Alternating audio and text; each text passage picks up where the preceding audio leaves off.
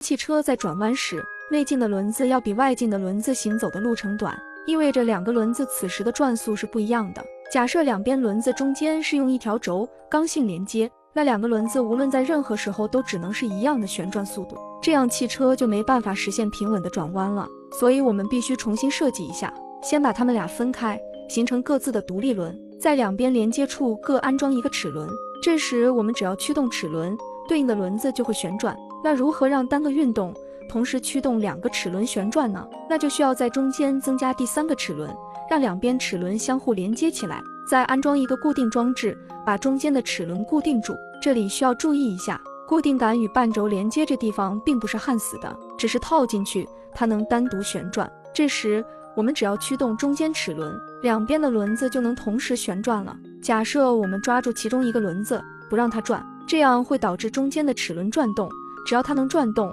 一样能驱动另外一个轮子独立转动。这就是为什么咱们车子在打滑线车的时候，一边轮子转，一边轮子不转的原因。这就是差速器的雏形，在汽车转弯时，两边的轮子就能实现各自的旋转速度了。当然，这只是雏形而已。现在我们要回到现实中，真实的汽车差速器是这样的，中间这条叫半轴，连接着左右轮子，半轴连接头设计有花齿，这样方便两端齿轮连接，中间再加两个齿轮，让两边能连接起来，再安装一个轴盘，把中间的两个齿轮固定住。现在这个装置和前面演示的那个简单雏形的原理是一样的，两边轮子可以同时旋转，也可以一边快一边慢，各转各的。那如何驱动它们呢？在轴盘这里再套装一个牙盘，然后再连接传动轴的驱动齿，现在驱动路径就清晰明了了。发动机的扭矩经变速箱传递到传动轴，传动轴旋转驱动牙盘带动差速器，差速器再驱动两边半轴，最后到两边轮子。